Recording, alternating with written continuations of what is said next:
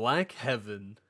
As part of a mission to spy on the Blackwings, 10 Boogies was dispatched to Edelstein in order to infiltrate the Verne mines. When she didn't return, however, Nightheart organized a rescue operation, led by one of their most reliable Alliance members, who flew in an airship to Edelstein with 3 Pio siblings, Dolphy, Guppy, and Leppy.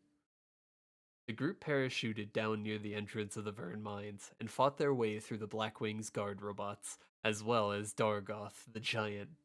They opened a large electronical panel and scaled up the wires to the room where 10 Boogies was being held. After being freed, 10 Boogies revealed that they had walked into a trap. Suddenly, the lights turned on, revealing hundreds of androids and a gigantic pulverizer that chased them through the Verne mines.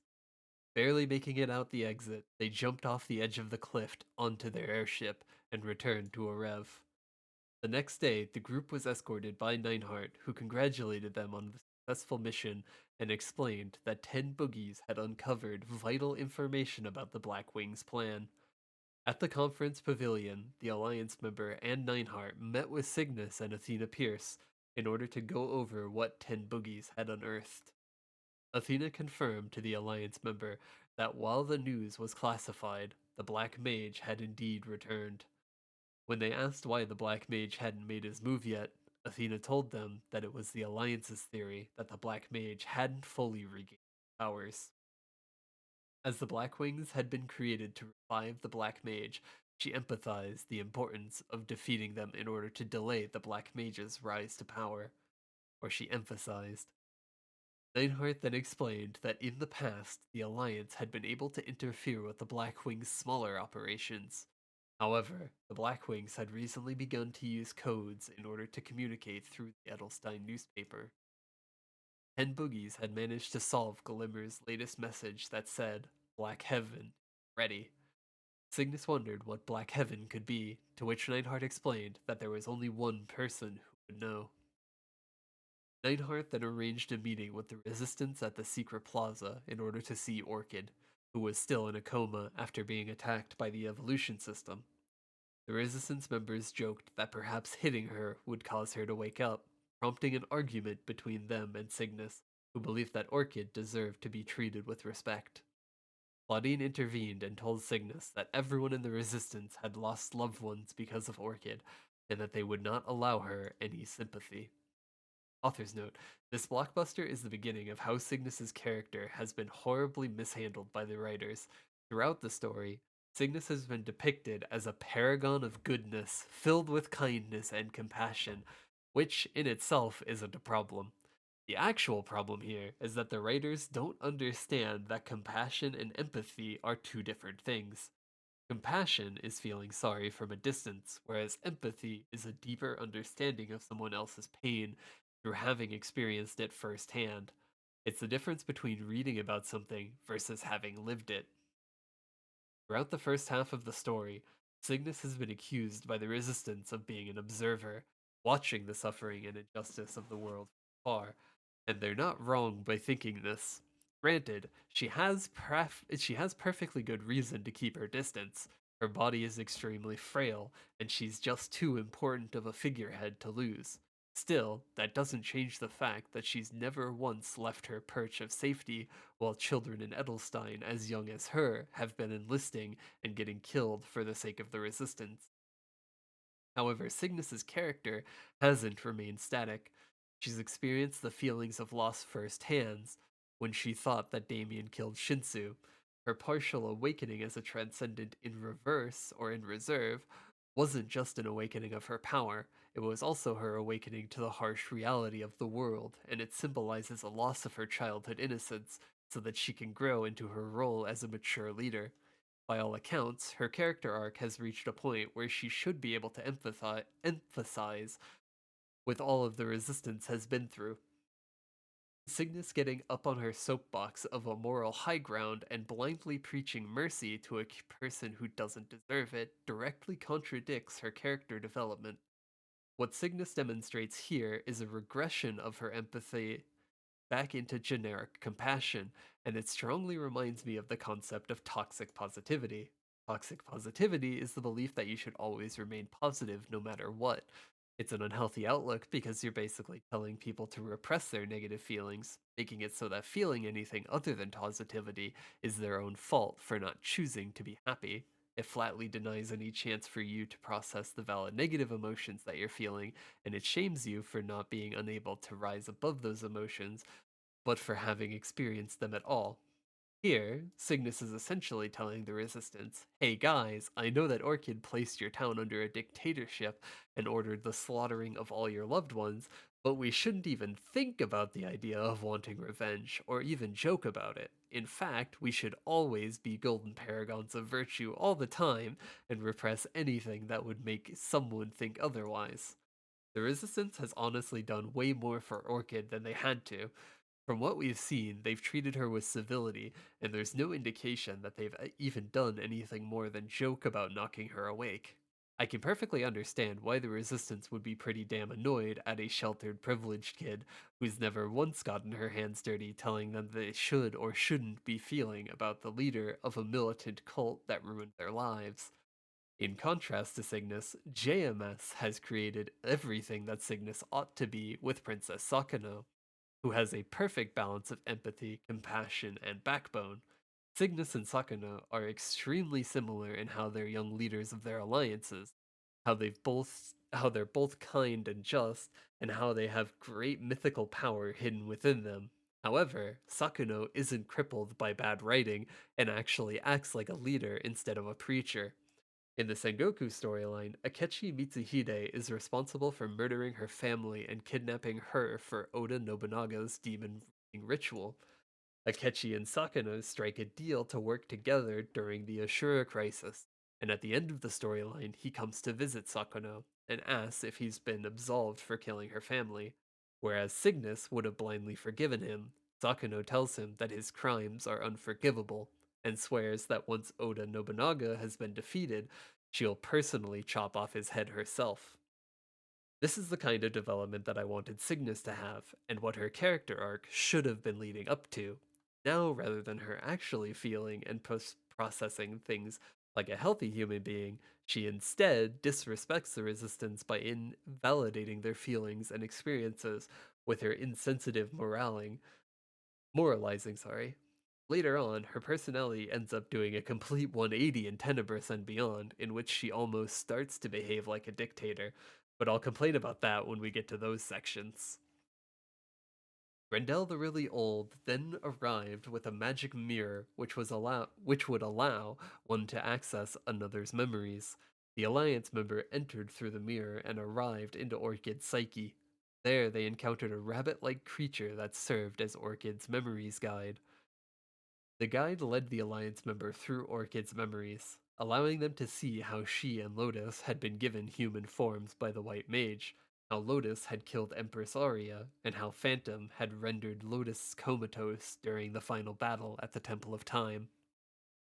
As the Alliance member delved deeper into Orchid's most painful memories, her latent wing master powers activated, causing many of the objects in the Secret Plaza to float. The memory guide then led the Alliance member into the last memory that they could view, explaining that it would be too dangerous to stay any longer than that.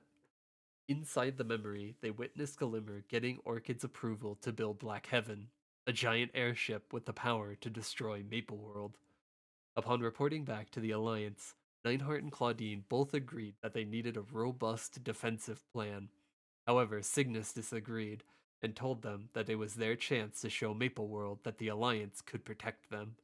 She then proposed that the Alliance meet Black Heaven in aerial combat.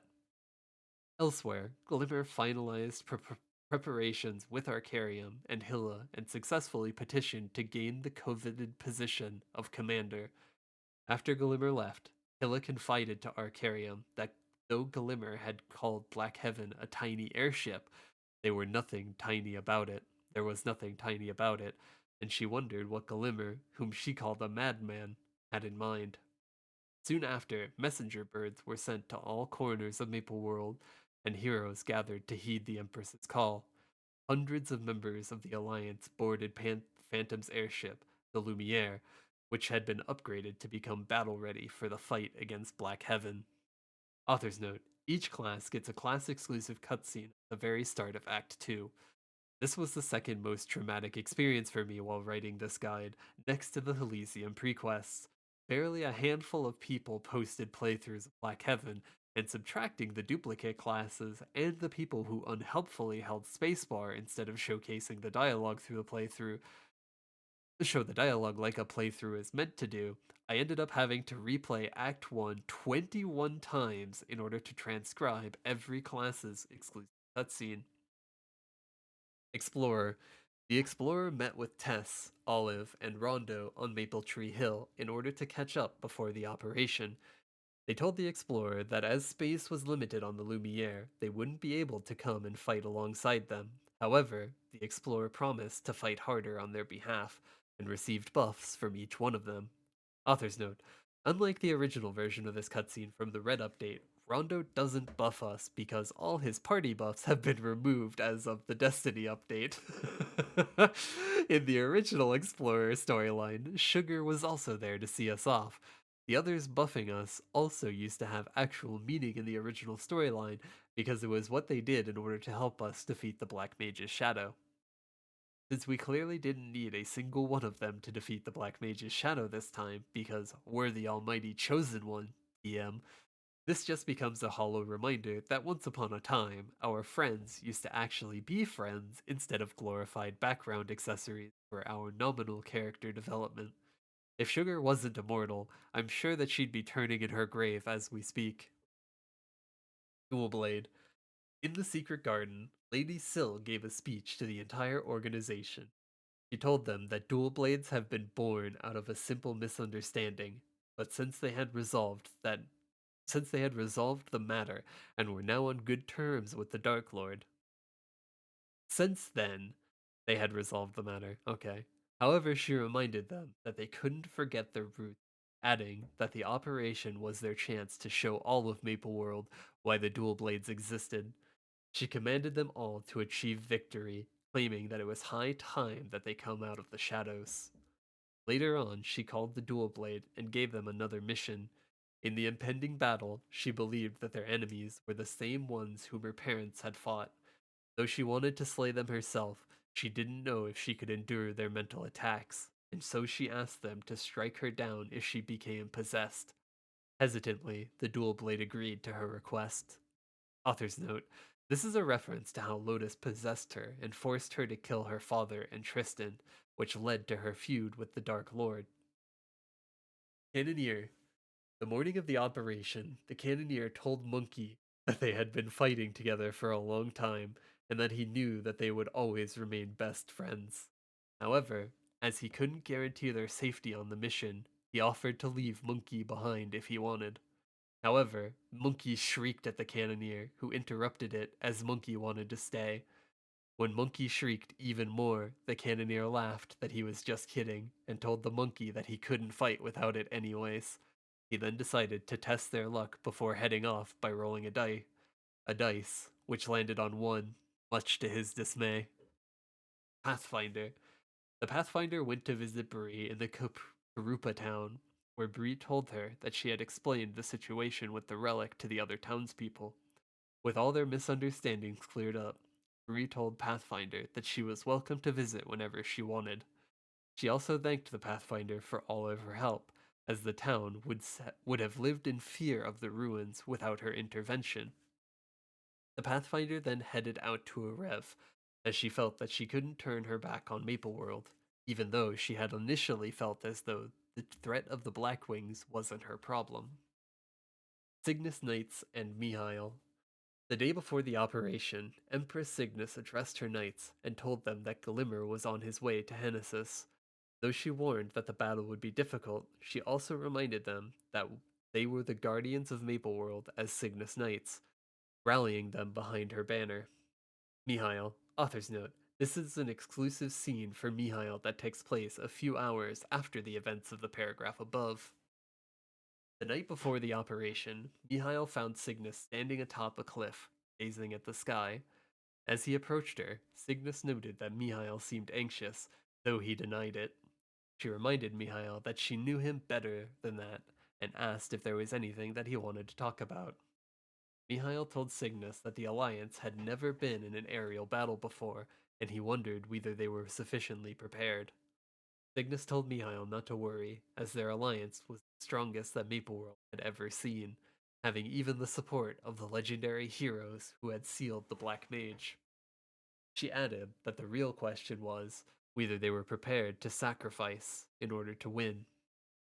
Mihail told her that the Cygnus Knights weren't afraid of sacrifices, to which Cygnus told him that she was.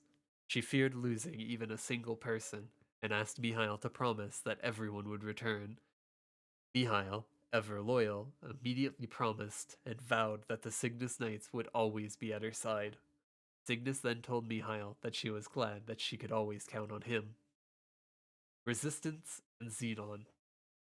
The night before the operation, Claudine gave a speech to all the members of the Resistance in Secret Plaza that they would be fighting against Gelimer, whose forces were heading for Genesis.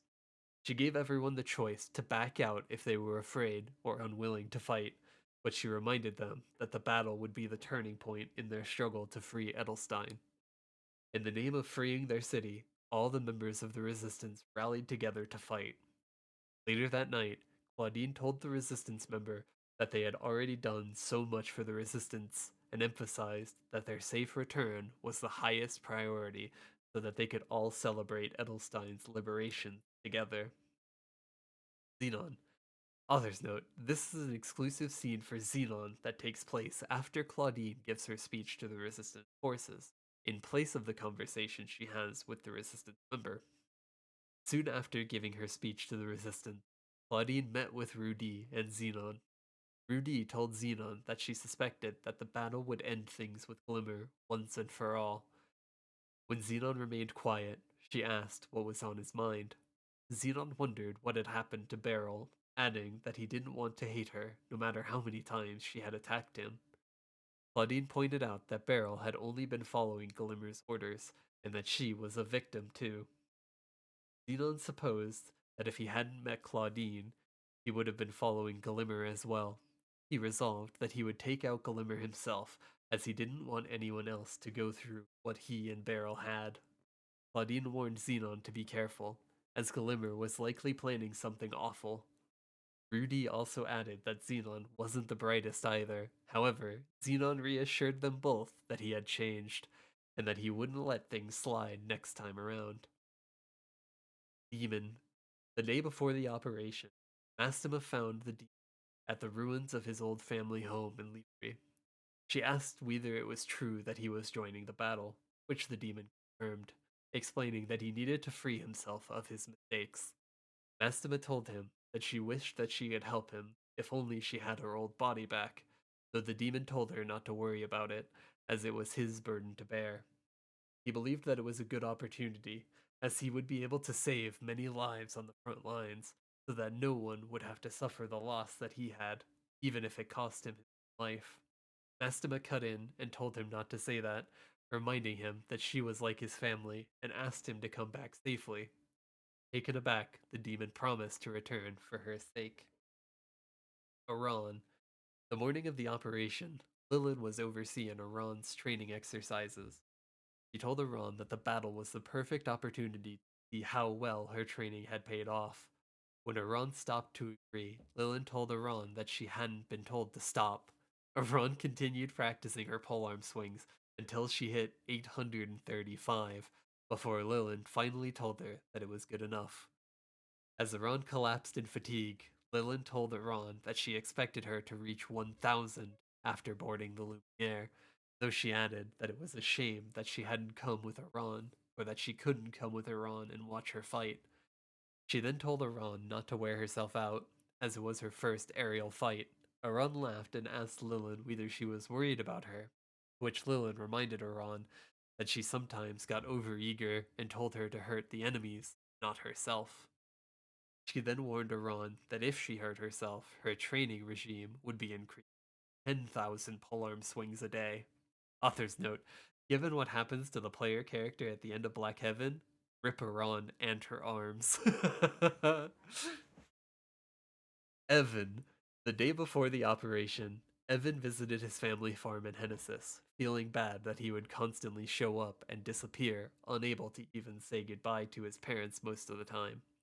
He met his family and decided to explain the truth about his constant absences, telling them that he had become a hero and that he was going to war. However, his parents didn't take him seriously and simply laughed it off as Evan being melodramatic about doing his farm chores. Before he left, his mother gave him some steamed potatoes to share with his friends. Author's note: Evan and his steamed potatoes become a running joke in both Black Heaven and Heroes of Maple. As he headed out, Utah caught up with him and told Heaven how proud he was of him. He then gave Evan a limited edition copy of Angelic Buster's first album and shamelessly asked him to get it autographed. Mercedes. The morning of the operation, Mercedes found Danica and noted that she seemed to be having fun. Danica told Mercedes that it was the first time that she did her part as the Elder of War and asked Mercedes if she was glad to be fighting alongside the other heroes. Mercedes told her that she was, though she wished that everyone was as strong as they were before, as not only had the curse left them weaker, but Frood was also gone. Danica reminded her that they had Evan in his stead and asked what he was like. Mercedes noticed Evan in the crowd, asking Angelic Buster to sign the limited edition copy of her first album as per Utah's request. To answer Danica's question, she hesitantly admitted that he resembled Frood, unable to find anything else good to say about him. She added that she felt bad for Frood, even just comparing him to Evan, which Danica noted seemed harsh. Just then, Evan found Mercedes and offered her steamed potatoes that his mother had made, much to her annoyance. Phantom. The night before the operation, Phantom found Cygnus standing atop a cliff, gazing at the sky. Phantom noted that Cygnus seemed nervous and asked if she was afraid that the Alliance would lose. Cygnus reassured that she was confident that they would win, and though she admitted that she was afraid of how many they might lose, she also knew that she couldn't show weakness as the Empress. Phantom told her not to burden herself with everything, telling her that her worried look didn't suit her at all, and that he preferred to see her more relaxed, which made Cygnus laugh. He told her that they could rest after the battle and promised to come back to see her before disappearing in the flash. Author's note: because I sadly see this way too often, I'm gonna add a PSA here that Phantom isn't flirting with Cygnus and that she's also a minor. Luminous. The day before the operation, Luminous went to visit Lania, who was overjoyed to see him. She cooked Luminous's favorite mushroom soup, and Luminous decided to stay the night. The next day, Luminous began to head out when Lania stopped him and made him promise that he would return home safely. Author's note: once again, I am adding another PSA here that Luminous and Lania strictly have a familial relationship, and that he's practically raised her since she was a child. Shade. The night before the operation, Shade stood alone atop a cliff, gazing at the sky. He lamented that he had no one to hang out with before the final battle, even though he was expecting as much. Even though the other heroes didn't remember him, Shade was grateful to be alive, fighting alongside his friends. As dawn approached, his thoughts turned to Moonbeam, and he wondered how she was doing. Kaiser and Angelic Buster. As Angelic Buster was about to board the Lumiere, she ran into Kaiser. After exchanging greetings, he explained that he had gone back to Pantheon in order to see Tyr before the mission, but he had found that she was out. He asked Angelic Buster if she had gone to see anyone back home, which she explained that she had a close friend, though her friend couldn't recognize her in her current form. Kaiser asked how someone couldn't recognize the same person, even with different hair and clothes, claiming that it only happened in comics. Both she and Escalade silently sighed at his cluelessness before she changed the subject and asked if he was disappointed that Tyr wasn't there. Kaiser told her that it was fine, as he had left something for her at the hideout. She asked if it was a sparkling rock, which got Kaiser's attention, as only he and Tyr knew about how he collected shiny rocks for her. He then noticed that Angelic Buster's voice sounded like Tyr's, leading him to mistakenly conclude that she and Tyr were secretly friends, believing that it explained why they had so much in common, much to Angelic Buster's relief and annoyance. Cadena. The day before the operation, Cadena met Gen in the back alley. There, she told him that she was moving on and that she wanted to say goodbye. Gen asked if she was still determined to go, which Cadena replied that there were enemies to fight wherever she went, and that she believed that she could help people this way. She told Gen to consider it as the shadow dealers expanding their territory, as there was a lot of potential in Maple World. Gen told her that it seemed like she could take care of herself, given her recent battles, and wished her luck, reminding her to take care, since he couldn't give her a third time. Author's note: the first time he saves her is when when he takes her in after Magnus conquers Elysium, while the second is when he saves her from Magnus after they inadvertently meet during a trade right before she leaves for Maple World. Just then, Tony arrived with the Papyrus brothers and the Popo bird. Tony asked Cadena why she hadn't told them that she was leaving, as they were supposed to have each other's backs. Regardless, he told Cadena that she would do great in battle. She would do great in the battle, as she was the hero of the day. Cadena simply laughed and explained that she was looking for a worthy opponent, to which Coney told her that it didn't seem as though she had found one yet. With that, the shadow dealers bid Cadena farewell. Kane. As Kane was about to board Black Heaven, he ran into Cadena, who asked him whether he had any friends to meet up with before the battle. Kane curtly told her no, which annoyed Cadena. She reminded him to pull his weight, to which Kane simply told her to do the same. As he walked away, an irritated Cadena thought to herself that she knew that she didn't like the look of him. Ilium. On the day of the operation, Ilium was about to board with X and Machina when Dean, Carnelian, and Morian caught up with him. Ilium told them that he had hoped to sneak away without anyone noticing. Carnelian told Ilium that she had been paying too much attention not to notice and asked him to be careful. Dean asked if he was sure that the Verne Flora ought to get involved in someone else's war, but Ilium told him that he couldn't ignore the Alliance's call for help, adding that they would need the Alliance's help eventually as well. X also chimed in that Ilium's magical skills would be further improved through the experience. Ilium's friends then told him to come back safely and to bring back food. Ilium laughed and told them to contact him if they learned any more about the sanctuary of the ancient god. Author's note. Oh, sorry, Ark. As Ark prepared to head back into battle, he was happy to feel his determination to protect others return.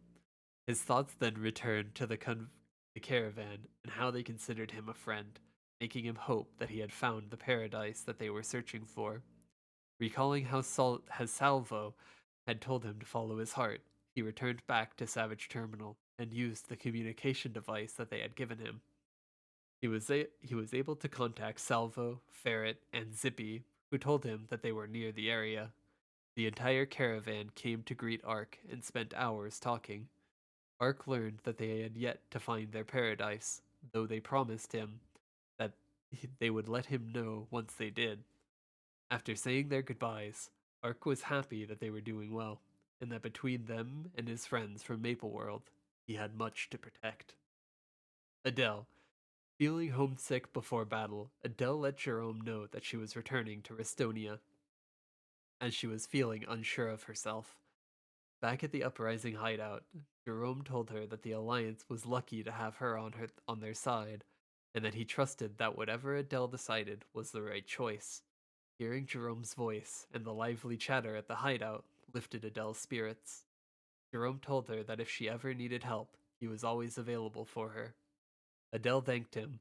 She but told him that she didn't want him getting involved, since it wasn't his battle to fight. However, she told him that speaking to him had given her strength and told everyone to take care. As she left, she vowed to herself that she would return safely, that she was still honor bound to protect Jerome once he became king. Kali Niall saw Kali off as she boarded the Lumiere and wished her luck, reminding her that she was in a position to help the people of Mapleworld. Kali replied that she had joined the Alliance with the intention of using them to get her revenge. She explained that ever since leaving Eremos, she had kept repeating that to herself, adding that avenging her family and killing Epsilon was the only reason why she was alive, which she believed was the destiny that she had been condemned to. However, she told Niall that she had spent last night thinking what Rasha would have done in her place. She explained that Rasha would undoubtedly have tried protecting Mapleworld with all of her heart. She added that unlike herself, who did nothing but rush around, Rasha was someone who would stop and appreciate the roses along the way. She admitted that though getting to one's destination was important, it was just as important to treasure those that one met along the way. Upon reflecting, she told Niall that if she were to ever turn away or sacrifice those in need while getting her revenge, then she would be no different from Epsilon, use the other races and powerless people for his own purposes. She explained it was only once she protected the world with her own hands that she would be able to take a different path from Epsilon. A proud Niall told her that he known her ever since she had been a baby and noted that she had grown up. He then promised that he would always follow her until the end and asked her to take care of herself and protect the world. Ho Young. Before the battle, Ho Young returned to Chonwon, feeling nostalgic for the town where he had made a name for himself. There, he ordered a large bowl of rice soup before he committed himself to defending Mapleworld. He asked the tavern keeper if she had seen Farsi, or if she had received any notes from her, but the tavern keeper told him that she hadn't. Ho Young was dejected that their paths wouldn't cross that day, as it was difficult for him to visit frequently. Just then, Farasi arrived and greeted him. As they ate lunch together, they caught up, and Ho Young learned that Farasi had been traveling the seas looking for a new dream to spark her passion. After explaining that he was about to protect Mapleworld, Farasi warned him to be careful, though she laughed at Ho Young's bravado. As he set off, he recalled how it was because of Farasi that he had learned the joys of helping others and hoped to eat lunch with her in the tavern once again. Laura. As Laura was about to board the Lumiere, Bree arrived to see her off. As they exchanged pleasantries, Bree asked if she was okay with everything going on, as she had gotten involved in some pretty heavy stuff. He asked her about her calling to make the bell ring, to which Laura explained that though making the bell ring was important, she had realized that helping people was part of her calling as well. Bree laughed and told her to take care of herself before she climbed aboard. 0. Alpha and Beta arrived in a rev in order to watch the Alliance board the Lumiere. Alpha then told Beta that they should head back, as he believed that they weren't obligated to fight, and that they needed to focus on training to fight the Black Mage. However, Beta told him that the Alliance may lose without their help, and that they would be stuck alone in a world with only monsters. Realizing that she had a point, Alpha begrudgingly agreed to help, though he strongly suspected that Beta only wanted to ride the airship. Author's note: Zero is the only class that doesn't join the Alliance. This is because, unlike the Transcendents of Grandis, the Transcendents of Mapleworld don't get involved in the affairs of mortals, much like Ryan and Alicia. However, it seems like they do join the Alliance by the time of Tenebris, since they're called members of the Alliance during that storyline. Although this could just be Nexon, or this could be because Nexon just didn't write class exclusive dialogue for them. Paths converge here. Author's note: Kinesis is the only class who doesn't have an exclusive cutscene. At first, I thought it was because Kinesis was released after Black Heaven and the writers were just too lazy to make one for him. However, virtually every other class that was released after Kinesis got a class exclusive cutscene. which makes me strongly believe that the implication here is that Kinesis' story hasn't chronologically happened yet. This implication creates a major contradiction with the adversary storyline, as Black Heaven is the event that resulted in the creation of the adversary in the first place, meaning that there's no way that Kinesis could be the adversary if his story happens after Black Heaven. I've spent a long time debating whether I ought to keep Friend's story and Kinesis' story in between the two blockbusters or move them right before Black Heaven. For the sake of ensuring that each class has an equal chance of being the adversary, I've chosen to move these storylines before Black Heaven, despite what I think was a heavy intention for them to take place afterwards. On Cygnus's command, the Lumiere took off and headed to intercept Black Heaven. The Alliance member ran into Athena Pierce, who told them that Nineheart was looking for them on the main deck. On the way, a Resistance soldier asked them to help recover the hardtack and star sugar rations, which had been stolen by scrounging sparrows, for which he blamed the Cygnus Knights for leaving the rations on deck. While hunting down the sparrows, the Alliance members ran into Brighton, who asked them to help defuse an argument with Resistance and Cygnus Knights about the stolen rations. After recovering the rations, they arrived at the main deck and delivered them to Kieran, hoping that it would be better to restore peace between the Resistance and the Cygnus Knights. Kieran noted that the fog around them was unusually thick and felt that it was unnatural. In the conference room, they found Claudine and Cygnus discussing the fog and how the Blackwings would likely attack in the cover.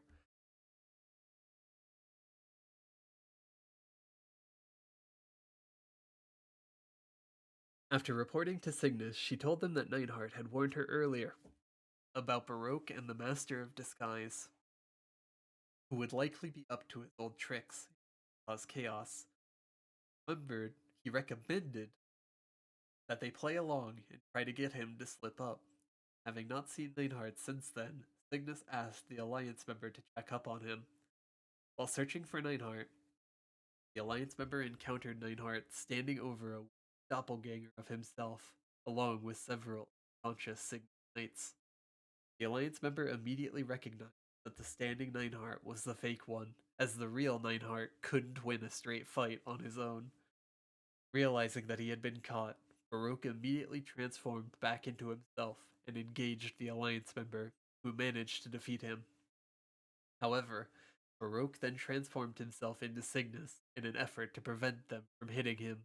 As they struggled to decide whether to hit the fake Cygnus, Hiver teleported behind them and knocked them out before tying them up. Oh, and before tying them and Nineheart up to a barrel. After they awoke, the Alliance member worked with Nineheart to break the barrel and hurried to warn the rest of the Alliance. In the hallway, they found that the Lumiere had already been boarded by Blackwing androids, which had defeated the soldiers posted in the area.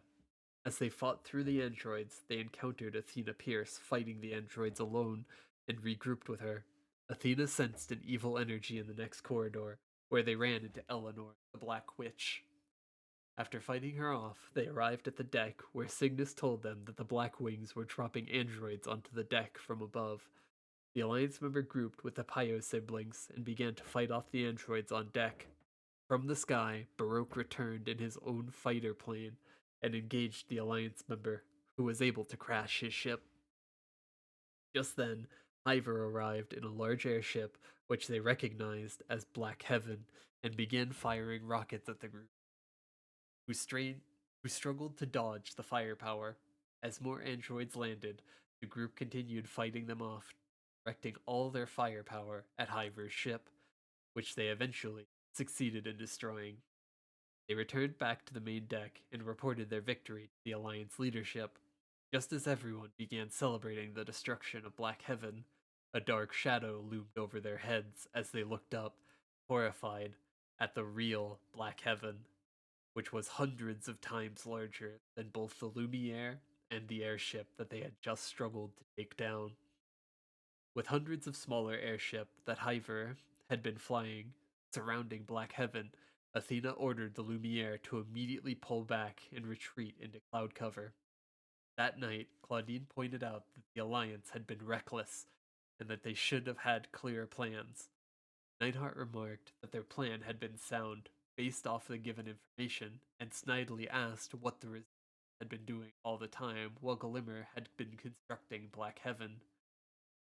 As tensions continued to rise, Athena attempted to maintain peace. Just then, the Alliance member heard a noise and began to investigate. They discovered dozens of puppets sent by Francis here, who had infiltrated the Lumiere in order to search for Orchid. After engaging Francis, the puppeteer managed to escape to the deck. As the Alliance member reported to the leadership about Francis's infiltration, they discovered him attempting to flee in a barrel on deck and getting captured. After getting captured, Francis demanded that they release Orchid, claiming that she was helpless after her powers had been stolen by Lotus, and attempted to trade the blueprints for Black Heaven in exchange for her release. Neidhart accepted the offer and took the blueprints, though he told Francis that he could only see Orchid after the war was over. He then ordered Francis to be detained. Throughout the night, the Alliance leadership developed a strategy to combat Black Heaven. With the blueprints that they had obtained from Francis, Neidhart was able to identify two critical weaknesses of Black Heaven. First, its massive size would inevitably create blind spots to attack. Second, it only had one centralized power source. Neidhart was curious to find out what exactly could be powering such a large airship. With those two weaknesses in mind, he devised a plan to infiltrate Black Heaven and destroy the power source. While the Cygnus Knights protected the Lumiere and the Nautilus handled the head-on air attack, to draw the Blackwing's attention, Bell, Brighton, Checky, and the Alliance member would infiltrate through the blind spot on the side. Just then, Mihail rushed into the meeting room to warn them that the Blackwings had launched a wide-range ballistic attack. As the entire airship shook and received heavy damage, Cygnus asked the Alliance members to assess the situation on the deck. There, they met Brighton and Bell, who told them that they had received a direct hit to the underside. To help the soldiers on the lower deck, the Alliance member and Bell left Brighton to handle things on the upper deck before heading downstairs. There, they rescued the Alliance soldiers who had been knocked out from the heavy smoke in their while also holding off the androids that had infiltrated the ship. After the soldiers left, the Alliance member heard a voice from the prison room and found Francis trapped amidst the burning wreckage. As they attempted to rescue him, a resistance soldier arrived to report that enemies had taken over the pilot house, causing the ship to list. Though the soldiers warned against freeing Francis, the Alliance member nevertheless opened the cage to free him before heading to the pilot house, leaving the soldier to guard Francis. At the pilot house, they defeated the Blackwing's henchmen, attacking the soldiers before struggling to get the ship back in control until Kieran arrived to take over. They returned to the prison, where they found the soldier defeated and Francis missing. The soldier told them that Francis had asked him to tell the Alliance member that he was sorry for escaping, but that he needed to see Orchid. The Alliance member then went to the top deck, where they rendezvoused with Bell, Brighton, and Checky for their mission. Claudine gave them a signal flare to fire off once they had landed on Black Heaven, so that the main force could be sent in. Upon arriving at their vehicles, however, they found that the Blackwings had destroyed them. Checky asked them to bring him dented steel plates, junky bolts, and high-efficiency fuel from the androids to make the necessary repairs, as well as to make a few upgrades. The four then flew through the enemy combatants and managed to arrive at the landing point on Black Heaven. Author's note: to this day, I have never successfully completed this dumb minigame. Just then, Gelimer's voice rang out and let them know that he had been expecting them. Bell, Brighton, and Checky suddenly crashed into shields around Black Heaven, immobilizing them in place, just as several cannons shot them down. The Alliance member rushed back to the Lumiere and informed Claudine about the missing resistance leaders. She immediately ordered all missions to be aborted so that they could find their missing allies. The Alliance forces scattered out and located Bell and Brighton falling, just as a large Blackwings airship shot them down. Much to Claudine's horror. Abo- Aboard the control room of Black Heaven, Gelimer laughed at the foolishness of the Alliance as Lotus's operating systems efficiently targeted and shot them down. Back in Edelstein, Orchid was able to feel Lotus's immense pain from being forced to obey Glimmer, causing her to awaken from her coma. At the pilot house, the Alliance member and Claudine returned to Nineheart and Cygnus. Though Claudine wished to continue searching for her allies, Nineheart told her that they couldn't afford to sacrifice anyone else. This prompted an argument between the two, with Claudine claiming that the Cygnus Knights never put themselves at risk like the Alliance did. She accused the Alliance members of being the reason why her friends had been shot down, claiming that Gelimer had been able to discover their plans thanks to Francis being freed. Though she understood that she couldn't withdraw the resistance from the Alliance, she still held the other three accountable for their actions. She also demanded that the Alliance members be put on tribunal to answer for their actions. Soon after, the Alliance members stood before a jury of Cygnus Knights and Resistance members, with Claudine, Athena Pierce, Cygnus, and Nineheart serving as the interrogators. After defending themselves, the Alliance member was placed on probation, though this decision sparked an argument amidst the jury. Realizing that there was only one way to keep peace, the Alliance member agreed to exile themselves. Author's note: I also failed this minigame several times because this game doesn't allow me to have a lawyer. As they flew back to Arev, they learned that the Cygnus Knight who was escorting them was actually one of Francis's puppets in disguise. Through the puppet, Francis thanked them for freeing him from prison and explained that he was betraying Gelimer and freeing Orchid. To make up for escaping and putting them on trial, Francis told them there was no traitor who had leaked the Alliance's plans to Gelimer. He revealed that Black Heaven was being controlled by Lotus, who had been turned into a xenoroid by Gelimer. Lotus's own powers, along with the other half of the Wing Master's power that he had stolen from Orchid, allowed him to effortlessly maintain control over Black Heaven, which was like an extension of his body. Because of this, there was no weakness or blind spot anywhere in the ship. However, he also revealed that there were no troops stationed aboard Black Heaven, as they were being summoned from somewhere else. This helped the Alliance member realize that there was a way to infiltrate Black Heaven, and immediately turned the ship around to set sail for Edelstein. The Alliance member arrived at Edelstein's scrapyard, where they found the Pyo siblings hailing them on Cygnus's orders. They gave the Alliance member a letter from Cygnus that said, I still have faith in you. Please stick with me until the day we win the war. They made their way deeper into the scrapyard, where they found several androids searching for a fugitive android. Though they attempted to sneak past the androids, the group was caught and they were forced to stand off against the enemies. Suddenly, the fugitive android named One Eye helped them escape and brought them to a hidden camp. He explained that he was on the run because he had human feelings, which was grounds for being scrapped. One Eye then introduced them to his wife, Three Hands, who asked them how they had come to the scrapyard. After learning about the situation, One Eye told them that the only way to enter Black Heaven was by scaling the central tower in the middle of the scrapyard, which teleported androids straight onto the ship. However, he explained that the teleporter scanned for a special computer chip that only androids possessed. One Eye agreed to make an android helmet for the Alliance leader, just as their daughter, Bitterbot, came to tell them that their efforts were futile, though she reluctantly agreed to help them. The Alliance member collected the necessary parts for the helmet, just as the enemy androids discovered them, forcing the group to abandon the refuge. One Eye finished constructing the helmet, allowing the Alliance member and the Pyo siblings to scale up to the teleporter. As One Eye and his family watched them, Bitterbot claimed that they still had no hope of defeating her father and took off her helmet, revealing herself to be Beryl. Author's note: I thought this was a cool way to show what happened to Beryl after she lost to Cygnus. It's sad how Gelimer just threw her away after how much devotion she had shown him.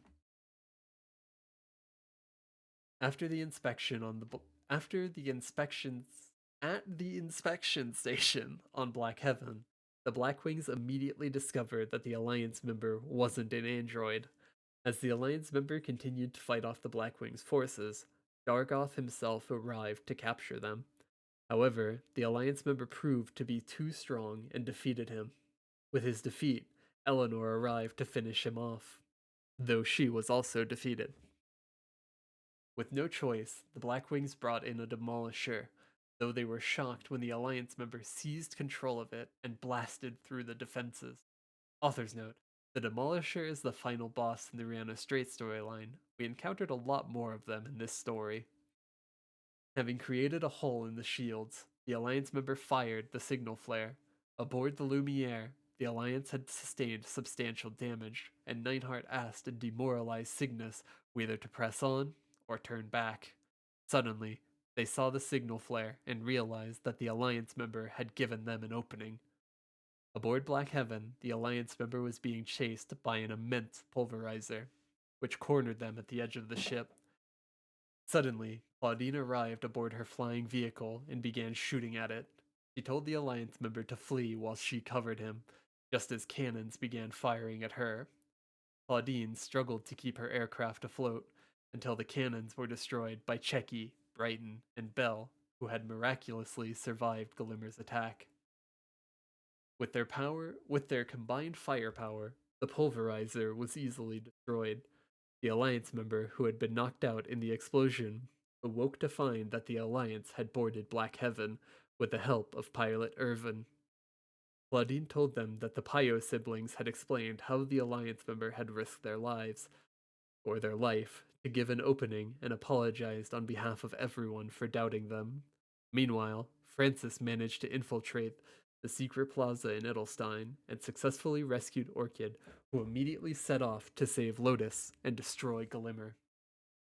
Cygnus told the Alliance member that the advance team had already boarded Black Heaven in order to secure access to key areas. Though she wished that she could stay with the Alliance member, or that she could say that the Alliance member had done enough, Cygnus acknowledged that they were the Alliance's best chance at winning the battle. Promising to return safely, the Alliance member entered Black Heaven with Irvin and Nineheart, who had already plotted the most direct route to the core. They met up with Claudine, Belle, Elex, Athena Pierce, and the Pyo siblings and took the elevator down. Along the way, Irvin told them that over 50 years ago he had been an officer in Edelstein's Air Force, working alongside Admiral Martini and Gelimer, who had been a military scientist. After learning that Martini had commissioned experiments on living subjects, Irvin had left the military in protest, though Gelimer had stayed behind in order to pursue his research. Bell asked if his dream was to construct Black Heaven, but Irvin explained that Gelimer specialized in medicine, biotechnology, and had little interest in machines. Irvin felt responsible for not doing more to save Gelimer and asked them to do their best to stop him. The group continued traversing through the labyrinth of Black Heaven and eventually ran into Orchid and Francis. Orchid was furious that the Alliance member had accessed her memories and ordered Francis to fight on her behalf, as she had no powers left. Nightheart attempted to keep the peace when Gelimer appeared on a monitor and showed Lotus to Orchid in order to rub it in her face that her brother was now his puppet. Lotus detected the intruders, manifesting a pulverizer to drop down onto the elevator, scattering the group to different levels. The Alliance member found themselves stuck with Orchid and formed a temporary truce with her, as they both needed to get to Gelimer and Lotus. They continued traversing their way to the core until they ran into Francis. Though she was hesitant about doing so, Orchid trapped the Alliance member and left with Francis, explaining that she couldn't trust the Alliance when they treated Lotus like a monster. Author's note: can't imagine why, though. The Alliance member was left overwhelmed by the hordes of androids attacking them until the rest of the Alliance arrived to save them. As they chase after Orchid and Francis, Nineheart began to wonder what Black Heaven had been built, why it had been built so largely for, as it didn't hold the android army, which was being teleported as needed from Scrapyard. As they arrived near the core, Nineheart's question was answered when they found the thousands of large bombs that were being stored in the area. They also noticed that strange gas was permeating the further in that they went, requiring them to wear gas masks. They found themselves in Gelimer's lab, where a dying Admiral Martini begged them to stop Gelimer and his mad plans. Though Nineheart tried to question him, Martini soon passed away from the toxic fumes. They then searched through Gullimer's lab and found that he had been researching the seal stones after learning that Orchid had ordered the Blackwings to find them. Upon learning about the incredible power of the seal stones and the fact that the Blackwings had collected all of the seal stones except for the seal stone of Erev, he had attempted to use them as an energy source for himself. However, he had failed to harness their powers, as the seal stones would only grant the wish of a population. His research had also led him to that as long as even one stone existed, the Black Mage couldn't fully regain his powers, as the collective desires of the people of Maple World, the Black Mage from regaining his strength was being channeled through the Seal Stones, acting as a restraint on his powers. He had also learned that Faroud had created the Seal Stones centuries ago, and noted that the more that he learned about Faroud's action, the more unbelievable it sounded. Author's note. In the Cernium storyline, it's revealed that the Seal Stones were originally created by the Overseers, which explains why it seems incredible that Frood could have replicated the work of such powerful beings. However, the Cernium storyline also states that Frood didn't actually create the Seal Stones from scratch. After the fall of the ancient gods, the power of the Seal Stones scattered across the three worlds and lay dormant. One example of this is how the power of the first explorer was imbued into the leaves of the maple tree. Brood just extracted that power and refashioned them back into gemstones, after which he gave them the name Sealstone. I've mentioned this before, but the original name for Sealstones in KMS is Fear of God.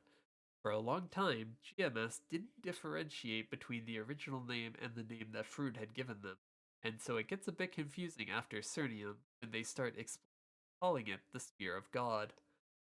In regard to the ancient writings and such, it creates a continuity error in GMS because it doesn't make sense why those ancient texts would use Sealstone when Frood was the one who invented the name eons after those books had been written. GMS finally decided to localize the original name Sealstones as the God Sphere in the Odium storyline.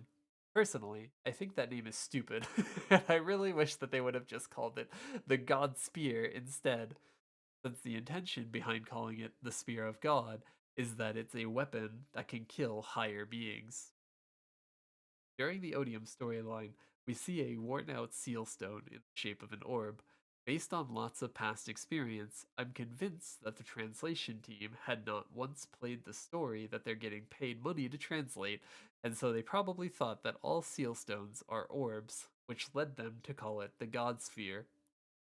Obviously, that's not remotely true, and in fact, the shape of the jewel is even reminiscent of a spear tip, and so I strongly believe that they should change it to Godspear like it is in KMS.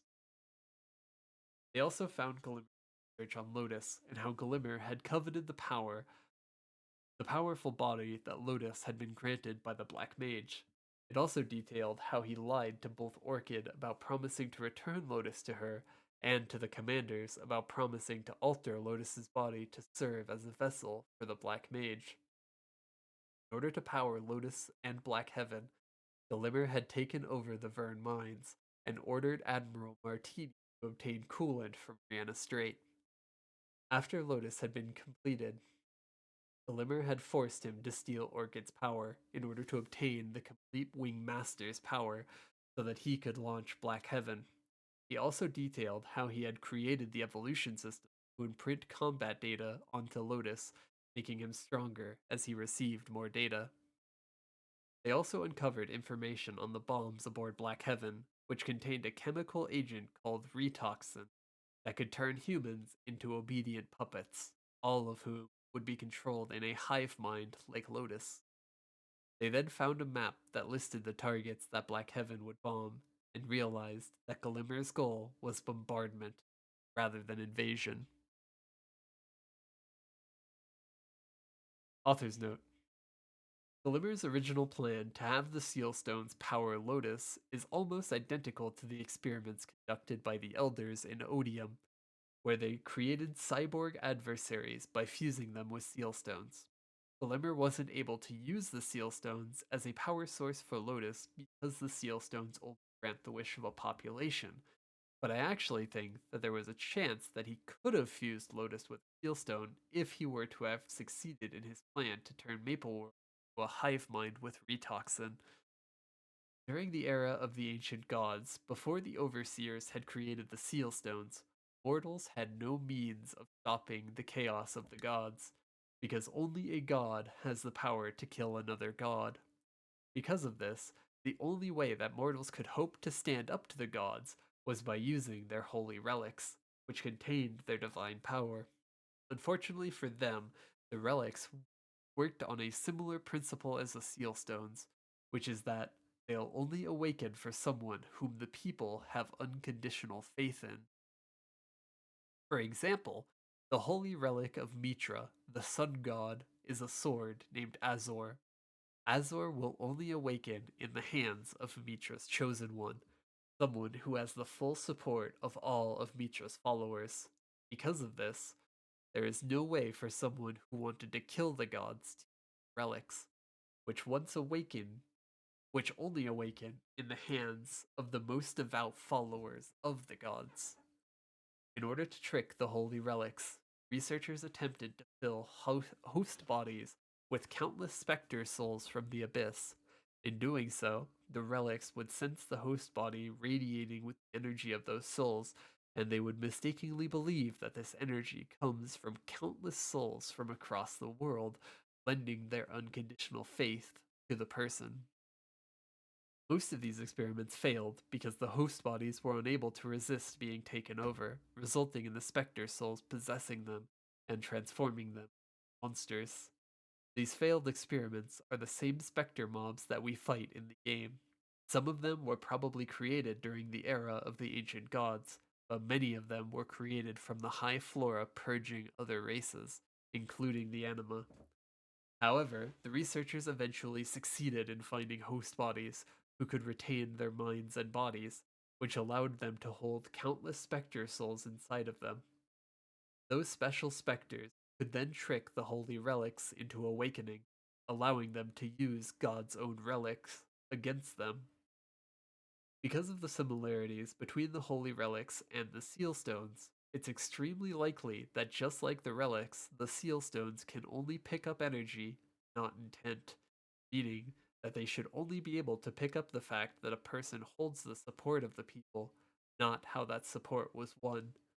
Because of this, it's entirely possible that once Gelimer used his retoxin to turn Mapleworld into a hive mind, he could have ordered the people to have unconditional faith in Lotus, which would allow Lotus to fuse with the Sealstone and become an adversary. After which, Gelimer could have had Lotus kill the Black Mage so that he could rule the world himself. Despite the fact that he spent such a short time working with the commanders, Gelimer somehow ended up getting more done than the rest of them combined. If the Black Mage didn't have everyone stuck on the path of destiny, Gelimer might have ended up becoming the most powerful being in the world in another timeline. Nineheart realized that Cygnus had been right to make the Alliance meet Black Heaven in the air, rather than form a ground defense like they had originally planned, as she had experienced a vision of the future, in which she had seen a giant whose head had blocked the sun and whose foot had crushed entire towns. However, she had also foreseen shining birds charging at the giant, whose bright lights wiped it away. Neidhart then told the Alliance member and Athena Pierce to stop Gelimer while he returned with Claudine in order to formulate a plan. Athena and the Alliance member took the elevator up to the core, but Gelimer anticipated their arrival and broke the elevator, causing Athena to fall many levels below. Though separated, the Alliance member pressed on alone and found Lotus hooked up to Black Heaven. They engaged in a fierce battle, with their fight causing Lotus to break free from his connections to Black Heaven and use his full Wingmaster powers against them. Nevertheless, the Alliance member managed to defeat him. Furious, Gelimer ordered Lotus to get up and continue fighting. As Lotus continued powering up, the Alliance member realized that he was overexerting himself to a breaking point. Just then, Orchid arrived and hugged her brother in order to calm him down. She asked Lotus to go back to becoming a spirit of darkness with her, explaining that the Black Mage could give them back their original forms once his full power returned. Lotus told Orchid that his soul had spent centuries roaming Maple World trying to get his voice to reach her, though at first he had only wanted revenge against Phantom for what he had done to them. He had begun changing after Glimmer had forced him to hurt her.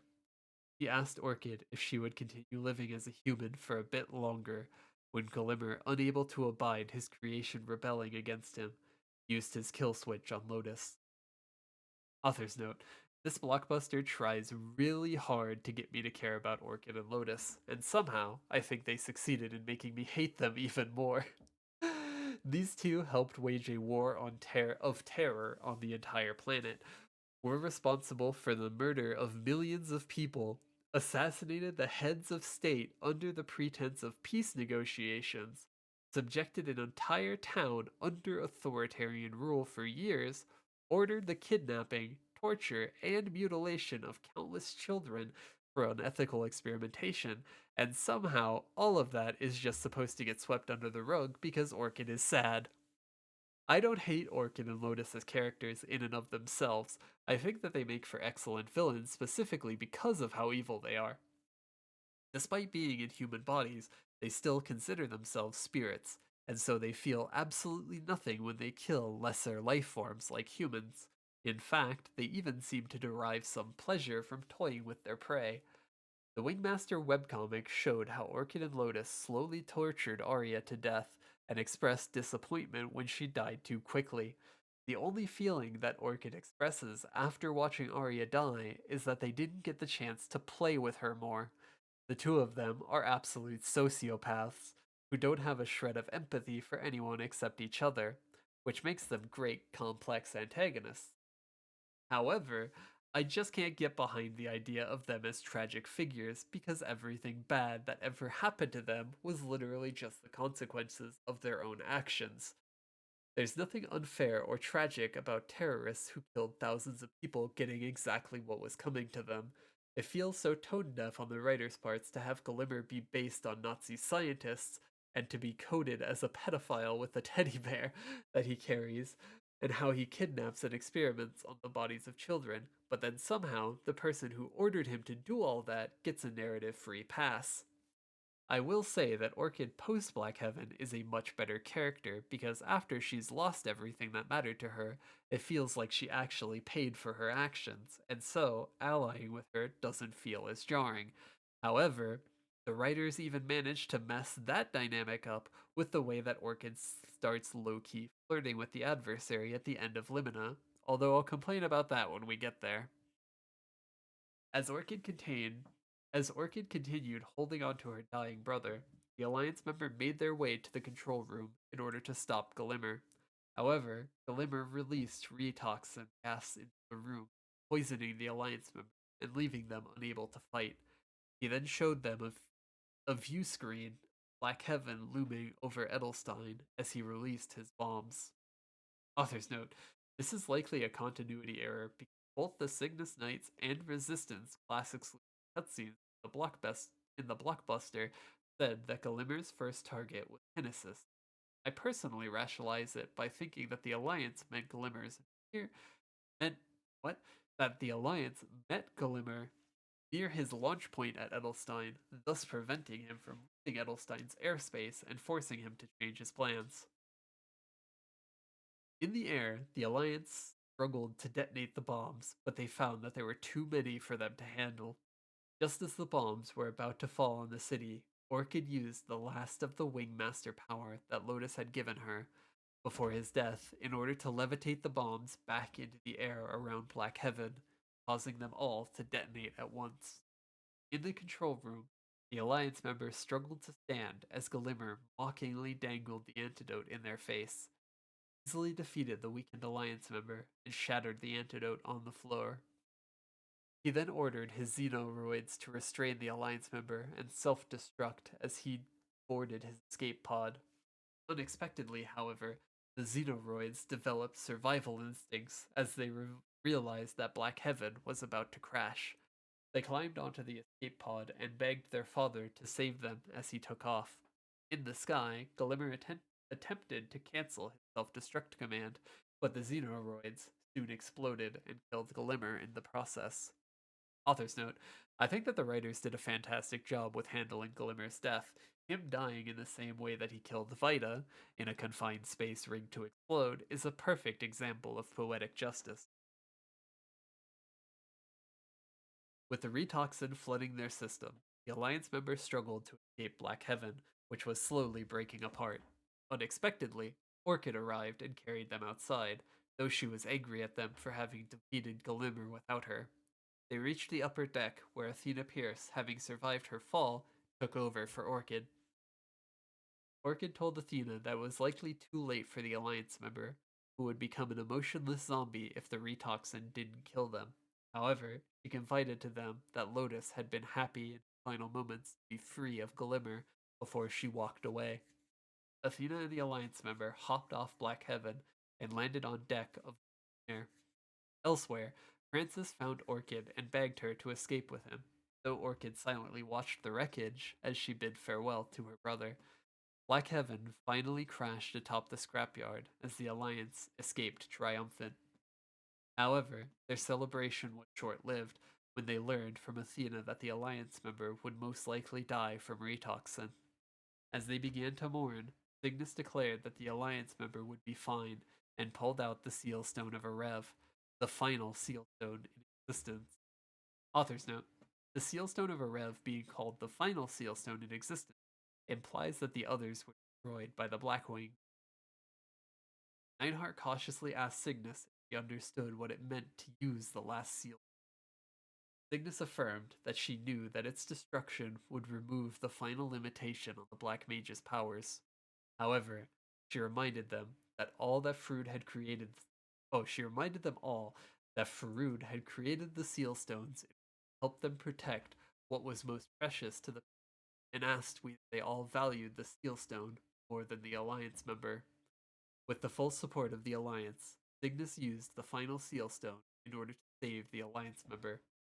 Unbeknownst to them all, however, the seal stone recognized the Alliance member as one who represented the will of the people, causing it to choose them as the vessel. With the Blackwing's leadership and power base destroyed, Claudine was confident that Edelstein would be liberated very soon. Meanwhile, the defective androids created a new home called Haven amidst the Black Heaven in the scrapyard.